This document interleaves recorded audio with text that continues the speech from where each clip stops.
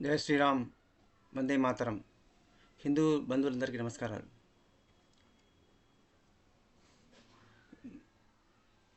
See what ever we do, మనము ఏ పని చేసినప్పటికీ కూడా, వెదర్ ఇట్ ఈస్ పర్సనల్, మన ఇంటి విషయంలో కానివ్వండి, సోషల్ సామాజికమైన విషయంలో కానివ్వండి, దేశానికి సంబంధించినటువంటి విషయంలో కానీ, ధర్మం విషయంలో కానీ, we need to have a proper strategy.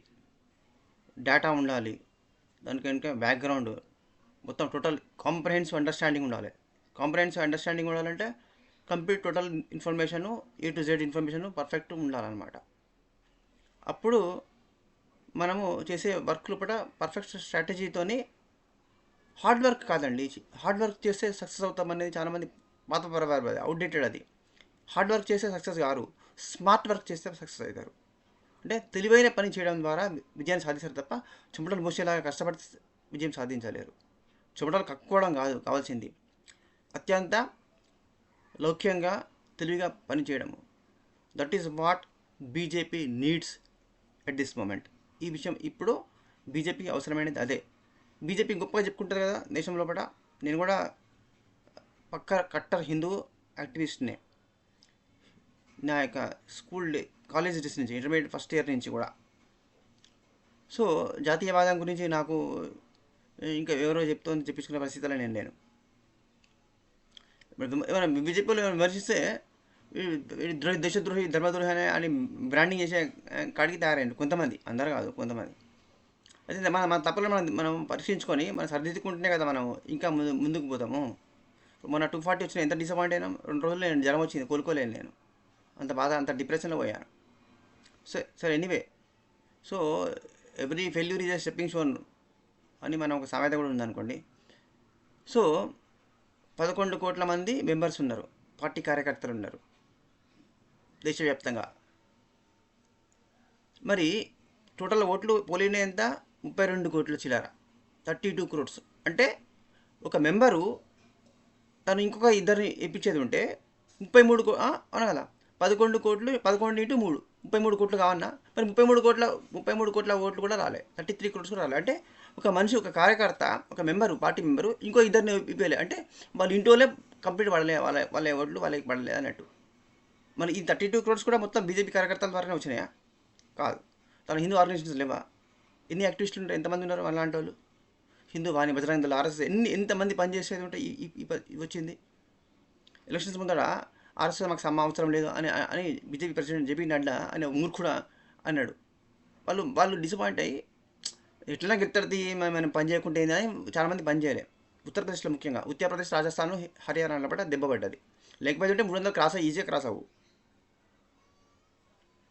సరే, ఇప్పుడు వక్ఫ్ బిల్ అనేది కూడా మీద ఉన్నది. వాళ్ళు ఎంత గింజుకొని వాళ్ళు మేము 25 కోట్లు కాదు, ఇంకా గిహింగ్యాలు బంగ్లాదేశ్, పాకిస్తాన్ వచ్చాం, అందరికీ ఫేక్ కార్డులు ఉన్నాయి కదా, ఫేక్ ఐడెంటిటీలు, ఫేక్ ఓటింగ్ కార్డులు ఇవన్నీ పెట్టుకుని వాడు 25 కోట్లకు 50 కోట్ల మంది వేయించినా అది వక్ఫ్ బిల్లు ఇంప్లిమెంటేషన్ అవుతుంది, అదే రద్దు అవుతుంది. వక్తు దాన్ని కూరలు పీకేయడం అనేది గ్యారంటీ జరుగుతుంది. మనము మన వైపు నుంచి హిందువులు వీలైనంత వరకు యునైట్ చేయాలి. గ్రాస్ రూట్ లెవెల్ వర్క్ చేయాలి, అంటే గ్రౌండ్ లెవెల్ వర్క్ చేయాలి. అంటే ఏంటి, విలేజెస్ పోయి సిటీలో ఉన్నంత వరకే సరిపోదు. అవుట్స్కట్స్లో పోయి కొన్ని విలేజెస్ చూసినా నేను, కొన్ని పల్లెటూరులో పోయి చూస్తా అంటే అసలు ఏమాత్రం కనీస అవగాహన లేదు వాళ్ళకు. ఏమాత్రం వాళ్ళకి ఏం తెలియదు. వాళ్ళకు ఎంత అమాయకంగా ఉన్నారంటే, అది 1947కి ముందే ఎట్టున్నారో కట్టనే ఉన్నారు అన్నట్టు. తర్వాత ఇప్పుడు కూడా కట్టే పరిస్థితి ఉన్నారంటే 75 ఏళ్ళ లోపల వాళ్ళు ఎటువంటి చిత్తం రాలే. అంటే ఆ విధంగా అంత అజ్ఞానం లోపల గత పాలకులు ఉంచిన వాళ్ళను. ఇప్పుడు మనము వక్త్ బిల్లు గురించి కానీ, యూసీసీ గురించి కానీ, నేషనల్ ఎన్ఆర్సీ గురించి కానీ ప్రజల్లోకి వెళ్ళి, మనకు తెలిసిన వాళ్ళు ఉంటారు కదా చుట్టాలు, రిలేటివ్స్ లోపల, వాళ్ళ ద్వారా గ్రామ సర్పంచ్ని కలవడము, ఆ ఊరి గుడి పోయి ఆ గుడిలో పూజ పరిచయం చేసుకోవడము, ఇట్లా నేను చేశాను ఎంతోమందిని. ఎంతోమంది ఊళ్ళో ప్రతి గుడికి పోయి ఒక పూజారిని పరిచయం చేసుకుంటే ఆయనతోనే 10-20 మంది మనకు పరిచయం అవుతారు. ఎందుకంటే ఆ గుడికి వచ్చిన వాళ్ళు ఉంటారు కదా కొంతమంది, వాళ్ళకు ఆయన ఇన్ఫ్లుయెన్స్ ఉంటుంది. ఇప్పుడు మన దేశంలో గుళ్ళ పూజలు అందరూ కూడా చిన్న విలేజెస్ లోపల, గ్రామాల్లో ఉన్న అయ్యగారులందరూ, పూజారులందరూ కూడా చైతన్యవంతం నుండి వాళ్ళు కట్టర్ హిందూ యాక్టివిస్టులు అయ్యి బీజేపీకి సపోర్టర్స్ అవుతుంటే అసలు ఎప్పుడో మనము చాలా ముందుకు పోతుంటే. కానీ అన్ఫార్చునేట్లీ వాళ్ళు కూడా ఆత్మవిశ్వాసాన్ని కోల్పోయి పిరికి వాళ్ళుగా మారిపోయారు. కొంతమంది ఏమో ఇప్పుడు మన దేవాదాయ శాఖలో పనిచేసే పెద్ద పెద్ద అయ్యగారు ఉన్నారు కదా, మన పెద్ద పెద్ద పేర్లు ఎందుకు చెప్పాలి వాళ్ళ గురించి. మొన్ననే మీ వాళ్ళ గురించి కంట్రవర్సీ అయింది ఒక ఆయన గురించి. ఒక ఆయన క్షమాపణ చెప్పుకునే కాడికి వచ్చిండు ఆయన. మొత్తం ఆయన ఖురాన్ గురించి ఎక్స్పర్ట్ లెక్క చెప్తాడు ఆయన విధానం. ఆయన అమ్మవారి గుడిలో పూజారాయి, ప్రధాన పూజారాయి ఉండి వేదం గురించి మాట్లాడకుండా వేదంలో ఉన్నది ఖురాన్ కూడా ఒకటి అన్నట్టు మాట్లాడుతున్నాడు. మళ్ళీ క్షమాపణ చెప్పింది అనుకో. అంటే నీకు ఏం అవసరం నీకు అది మొత్తం చదివినాను. అలా మరి కాఫీలను చంపండి, వాళ్ళ వాళ్ళ వాళ్ళ స్త్రీలను, వాళ్ళ చెల్లెలను, వాళ్ళ భార్యలను ఆక్రమించుకోండి అని ఉన్నది. మరి అది కరెక్టేనా? అది ఈయన ఒప్పుకుంటాడా? ఈయన తెలుసా ఆ విషయం? ఇసొంటోళ్ళు ఎవడు గవర్నమెంట్ రూలింగ్లోకి వస్తే వంట చెంచగిరి చేసి వీళ్ళు చెంచగిరి చేసి మన ధర్మాన్ని భ్రష్టు పట్టించిండ్రు. ఫస్ట్ మనము కొత్తగా మన టార్గెట్ ఏంటంటే 18 to 25 years, కొత్తగా 18 yearsకి వచ్చి కొత్తగా ఓటింగ్ రైట్ పొందుతున్న ప్రతి ఒక్క యూత్ను మనం టార్గెట్ చేయాలంటే మన కాలేజెస్ దగ్గర, మన ఇంటికాడ కొత్తగా ఇంటర్మీడియట్ పిల్లగాళ్ళు, డిగ్రీలకు ఎంటర్ అవుతున్న వాళ్ళు, ఎంబీఏకో లేకపోతే బీటెక్ ఎంటర్ అవుతున్నట్టు పిల్లలు ఉంటారు చూడండి, వాళ్ళని మనం టార్గెట్ చేయాలి. వాళ్ళని మనం ఇంట్రొడ్యూస్ చేయాలి. మన హిందూ యాక్టివిజం గురించి, బీజేపీ గురించి మనం వర్క్ చేసి వాళ్ళని కొత్తగా మనము ప్రతి ఒక్కరూ నేను కొత్తగా నెక్స్ట్ ఎలక్షన్స్లో 10 మందిని కొత్త ఓటర్లు ఇప్పిస్తా, బీజేపీకి కొత్త 10 మందిని తయారు చేస్తా అని టార్గెట్ పెట్టుకోండి. 10 అంటే 10 అక్కడ 5 అవుతాయి కదా. అట్లా అయినాయి అనుకో అప్పుడు ఏమవుతుంది? ఈసారి మొన్న 32 కోట్లు వచ్చినాయి కదా, ఇప్పుడు 50 కోట్లు దాటిపోతుంది. అప్పుడు ఎంత వస్తుంది? 400 పార్లు ఇచ్చిపెట్టు, కనీసం 350 అయితే కంపల్సరీ వస్తాయి కదా. అంతకుముందు సార్ 303 ఓట్లు రాలే, 303 సీట్లు వచ్చినాయి కదా, 303 వచ్చినాయి కదా ఎంపీ సీట్లు. ఇప్పుడు 350 రావా? ఈజీ వస్తాయి. దాంతో రాజ్యసభలో వచ్చేస్తుంది, మనకు కావాల్సిన బిల్లులన్నీ పాస్ చేసుకోవచ్చు. కాబట్టి ఏంటంటే గ్రాస్ రూట్ లెవెల్లో వర్క్ చేయడం అవసరం అనమాట. బీజేపీ కార్యకర్తలు మెంబర్స్ 11 కోట్ల మంది ఉన్నారు దేశం మొత్తం మీద. ఇంకా కొత్తగా కార్యకర్తలు తయారవుతారట. నువ్వు పని చేస్తలేడా? నువ్వు కార్యకర్తలని పేరు రాపించుకుంటే నేను కూడా బీజేపీ కార్యకర్తలని. ఇప్పుడు ఉత్తరప్రదేశ్లో, రాజస్థాన్లో, మధ్యప్రదేశ్లో పశ్చిమ మత వాళ్ళందరూ కూడా, శాంతి మత వాళ్ళందరూ కూడా బీజేపీలో చేరి ఏం చేసిండ్రు? మేము కూడా ఈ పార్టీకి పనిచేస్తాము అని చెప్పిండ్రు. ఇల్లు తీసుకున్నారు, గ్యాస్ కనెక్షన్, ఉజ్వల గ్యాస్ కనెక్షన్ తీసుకున్నారు, ఇల్లులో శాంక్షన్ చేయించుకున్నారు, అన్నీ తీసుకున్నారు, బ్యాంక్ లోన్లు తీసుకున్నారు, ఏది వ్యాపారాలు పెట్టుకున్నారు, బ్యాంకు లోన్లు తీసుకున్నారు, సబ్సిడీలు తీసుకున్నారు. అన్నీ తీసుకుని ఏం చేసిండ్రు? ఒక్క ఓటు కూడా వేయలే, ఒక్క ఓటు కూడా బీజేపీకి పడలే. సబ్కా సాత్ సబ్కా విశ్వాస్ అన్నారు కదా, మొత్తం వెన్నుపోటు పొడిచిండ్రు బీజేపీకి, నరేంద్ర మోడీకి. ఆ దుర్మార్గుల మాటలు నమ్మి వాళ్ళకి మొత్తము ఎస్సీ ఎస్టీలకు ఇవ్వాల్సినటువంటి స్కీమ్స్ని వాళ్ళకి ఇవ్వడం కరెక్టేనా? మోడీ గవర్నమెంట్ చేసిన కరెక్టేనా? దీనివల్ల యోగి ఆదిత్యనాథ్ ఎటువంటి తప్పు లేదు, మొత్తం సెంట్రల్లో చేసిండ్రు అనమాట, పెత్తనమంతా వాళ్ళే చేసిండ్రు.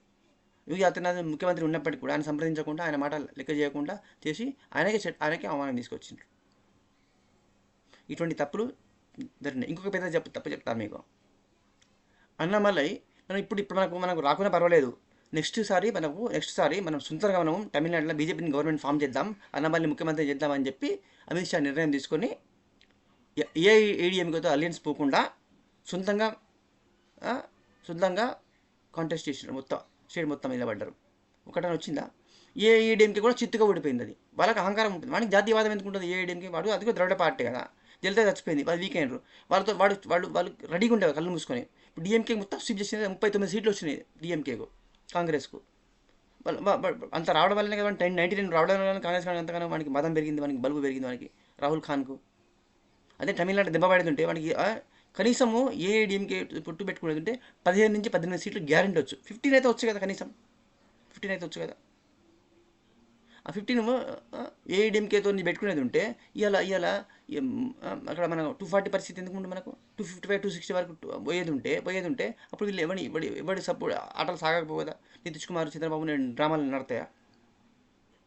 ఇప్పుడు కూడా వాళ్ళని కంట్రోల్ చేయొచ్చు అనుకో, కానీ ఎంతైనా రిస్క్ ఫ్యాక్టర్ కదా. సొంత మెజార్టీ ఉన్నప్పుడుకున్నో ఇంకోటి మీద ఆధారపడిన దానికి ఇంత డిఫరెన్స్ ఉండదా? ఇప్పుడు వాడికి అంత మదం పెరిగింది, ఎందుకు పెరిగింది అనుకున్నాను. కాంగ్రెస్ వాళ్ళు అలయన్స్ వాళ్ళు బాగా రెచ్చిపోయి ఎందుకు మాట్లాడతారు వాళ్ళు? మోడీ బీజేపీ గవర్నమెంట్ వీక్ అయిపోయింది, మోడీకి వీక్ అయిపోయింది మేమని, మాకు బలం పెరిగిందని రెచ్చిపోయి అట్లా అంతగానం వాళ్ళ శాంతి మత వాళ్ళు కూడా అంతగానం రాళ్ళు వేసుడు, మళ్ళీ సంపుళ్ళు, మళ్ళీ అన్ని అత్యాచారాలు ఎందుకు చెప్తారు? రైలు జిహాద్ చేస్తారట, రైలు ట్రాకులు బిక్క ఎందుకు చెప్తారంటే రెచ్చిపోతారు వాళ్ళు. అదే కనుక కాంగ్రెస్ను మళ్ళీ తొక్కి పోయినసారి లెక్క తొక్కి అది 30-40 దాటకుండా చేసేది ఉంటే, ఆపోజిషన్ పార్టీ స్టేటస్ రాకపోయేది ఉంటే, దానికి రికగ్నిషన్ రాకపోయేది ఉంటే అనిపోవాడు, మాట్లాడకపోవు ఈసారి. వాడి కాంగ్రెస్ పార్టీ ముక్కలైపోవు ఈసారి. మళ్ళీ కాంగ్రెస్ పార్టీకి లైఫ్ ఇచ్చిందనమాట. తెలంగాణలో బీజేపీ గవర్నమెంట్ వచ్చే ఫామ్లోకి వచ్చి గవర్నమెంట్ ఫామ్ అవుతుంది అనుకునే టైంలో బండి సంజయ్ని మార్చి వాళ్ళ వెనకట ఆయన పాపం ఆయన గొప్ప ఆయన ఇద్దరు బాగా పొడి చేసిండు అని చెప్పి ఆయన కిషన్ రెడ్డి అనేట మళ్ళీ ప్రెసిడెంట్ చేసి మొత్తం బీజేపీ పార్టీ మొత్తం బదనాం చేసి తెలంగాణ ప్రజలందరూ కూడా మళ్ళీ వీళ్ళు ఇది కేసీఆర్తో కుమ్ముకైపోయినారు వీళ్ళని కాంగ్రెస్లో బదనాం చేయగానే అది నమ్మేసి మళ్ళీ కాంగ్రెస్లో గెలిపించారు. మళ్ళీ అక్కడ తెలంగాణ పార్టీ తెలంగాణలో మళ్ళీ రేవంత్ రెడ్డి అంటాడు ముఖ్యమంత్రి అయ్యిండు. ఇక్కడ నుంచి తెలంగాణ నుంచి కర్ణాటక నుంచి మొత్తం దూసుకుపోయి అక్కడ ఢిల్లీలో సోనియా ఫ్యామిలీకి పైసలు ఇస్తారు. ముఠలు ఇస్తే మళ్ళీ వాళ్ళు డ్రామాలు ఆడతారు. వాళ్ళు ఇక్కడ గవర్నమెంట్ రాకపోతే ఈ ఫండ్స్ వాళ్ళు ఇట్లా దుబ్బకపోయి రియల్ ఎస్టేట్ మాఫియా చేసుకుని పైసలు దుబ్బకపోయి ఆడ చందాలు ఇచ్చడం అనేది జరగకపో కదా. కాంగ్రెస్ పార్టీకి పైసలు దోసుకొని పైసలు చందాలు వసూలు చేసుకునే ఛాన్స్ ఉంటనే కూడా చేయాలి. అది చేయాలంటే ప్రతి ఒక్కరు కూడా హిందూ యాక్టివిస్టులు బీజేపీ మెంబర్స్ కూడా ప్రతి ఒక్కరు కూడా మన ఫస్ట్ టార్గెట్ ఏంటిది 18 to 25 years లోపల ఉన్నటువంటి ఏజ్ గ్రూప్ వాళ్ళందరినీ కూడా ఓట్లు వేయించడము, వాళ్ళు బీజేపీకే ఓట్లు వేసేలాగా చేయడం. ఫస్ట్ చాలామంది ఓట్లు వేయలేదు, కొత్తగా ఓటు అయిన వాళ్ళు వాళ్ళకి తెలియదు, వాళ్ళకి ఏమరిక వాళ్ళకు ఇప్పుడు కొత్తగా 18 years వచ్చినాయి. వాడు ఏదో ఇంటర్మీడియట్ ఏపీ నాకు నేను ఐఐటీకి సీలో కొట్టాలని వాడు బిజీలో వాడున్నాడు, ప్రిపరేషన్ కోసం ఉన్నాడు. వానికి ఎన్నో ఆలోచించే టైం ఎక్కడిది మనకి అని చెప్పేటోళ్ళు ఎవరు తల్లిదండ్రులు చెప్తారా? వాళ్ళ పిల్లగాళ్ళు ఎప్పుడైతే ఎంతసేపు వాళ్ళు 18 గంటల చదువు అయ్యే సీట్ కొట్టాలని హెరాస్మెంట్ చేస్తారు తల్లిదండ్రులు. మీకు తెలియదా మన మనల సంగతి? వాళ్ళని టార్గెట్ చేసి వాళ్ళను ఎలక్షన్స్ అప్పుడు పోలింగ్ బూత్కి వచ్చి ఓటు ఇచ్చేటట్టు వాళ్ళు చేసుకోవాలి. అది ఇంకోటి ఇండియా మొత్తం లోపల మనం నెగ్లెక్ట్ చేసింది ఎవరంటే గుడిలలో చిన్న గుడిలలో పూజారులు. ప్రతి పూజారికి గుడిలో పూజారులు ఉంటారు, బయట పెళ్ళిళ్ళు ఇట్లా అన్ని రకాల గృహప్రవేశాలు అన్ని రకాల చేసేటోళ్ళు ఉంటారు కదా, బ్రాహ్మణ్స్ పూజారులు పురోహితులు. వాళ్ళందరూ మనము పట్టుకోవాలి, టార్గెట్ చేయాలి. వాళ్ళందరూ కూడా హిందూ ఓట్ బ్యాంక్ కాలే. వాళ్ళందరూ కూడా ఎవరి ఇష్టం అన్నట్టు వాళ్ళు ఓట్లు ఎత్తారు. చాలామంది ఓట్లు కూడా అయ్యారు, కొంతమంది అయ్యారు. అసలు కూడా ఎంతోమంది ఉంటారు. వాళ్ళని టార్గెట్ అయితే వాళ్ళకు ప్రతి ఒక్కరికి రెగ్యులర్ కస్టమర్స్ ఉంటారు. వాళ్ళకు ఇప్పుడు ఒక చిన్న గుడిలో లోకల్ గుడిలో విలేజ్ టెంపుల్లో ఒక ప్రిస్ట్ ఉన్నాడంటే ఆయన ఒక 10-20 మంది ఆయనకు గుడికి వచ్చిన వాళ్ళు ఉంటారు. వాళ్ళ మీద ఆయనకు ఇన్ఫ్లుయెన్స్ ఉంటుంది. ఆయన చెప్తే 20 మంది ఆయన మాట వింటారు. ఆ విధంగా గౌరవం ఉంటుంది, ఆ ఇన్ఫ్లుయెన్స్ ఉంటుంది వాళ్ళకు. కనీసం ఆయన ఇంటి వాళ్ళ ఓట్లు ఇంకో 10 మంది ఓట్లు ఎప్పియగలుగుతారు కదా. దేశం మొత్తం మీద మనము తెలంగాణ రాష్ట్రం లోపల ఆంధ్రప్రదేశ్ లోపల ప్రతి విలేజ్ లోపల గుళ్ళ పూజారులను మనం కలవాలి, ఇంట్రొడ్యూస్ చేసుకోవాలి. మనం వాళ్ళకి మెటీరియల్ ఇవ్వాలి, ప్యాంప్లెట్స్ లాంటివి మెటీరియల్ ఇవ్వాలి, చెప్పాలి. వాట్సాప్లో వాళ్ళ నెంబర్ తీసుకొని మన వాట్సాప్ మెసేజ్ పంపిస్తామని చెప్పి వాళ్ళు మన గ్రూప్స్లో ఇంక్లూడ్ చేసుకోవాలి. ఇప్పటివరకు మన గ్రూప్లో ఎంతమంది పూజారులు ఉన్నారు, ఎన్ని ఊళ్ళలో ఎంతమంది పూజారులు ఉన్నారు ప్రశ్నించుకోండి. మీరు చెక్ చేసుకోండి. చాలామంది లేరు. ఎందుకంటే నేను జనగాము అనేక మండలాల లోపల అనేక ఊళ్ళలో నేను పోయి పూజారులను తెలుసుకుంటే వాళ్ళకి అసలు తెలియదు. వాళ్ళకి మన హిందూ ఆలోచించిన పేర్లు తెలుస్తలేదు. వాళ్ళకి అడు ఏ పేరు శివశక్తి అంటే తెలుస్తలేదు, హిందూ జనశక్తి అంటే తెలుస్తలేదు, ఆర్ఎస్ఎస్ గురించి పరిచయం లేదు, విశ్వ హిందూ పరిషత్ గురించి తెలియదు. మా ఊళ్ళో ఇంత విన్నర్ రాలే అంటారు వాళ్ళు. బజరంగ దళ హిందూ వాహిని అయితే అది తెలియదు. అది సిటీ తప్ప ఊళ్ళో పోండి అది ఉండనే ఉండేది. అవి ఊళ్ళో పోండి ఎవరున్నారు వాళ్ళకు కార్యకర్తలు ఎక్కడ ఉన్నారు? మనం అందరము ఊళ్ళో పోటీ పోయి గ్రాస్ రూట్ వర్క్ చేయాలి. విలేజ్లో పోయి విలేజ్లో ప్రతి విలేజ్లో కూడా ఎవరో ఒక పూజారు ఉంటాడు. ఆయన టచ్ చేస్తే ఆయనతో ఆయన గ్రూప్లో ఆయనకు వాట్సాప్ గ్రూప్ ఉంటుందా ఉండదా?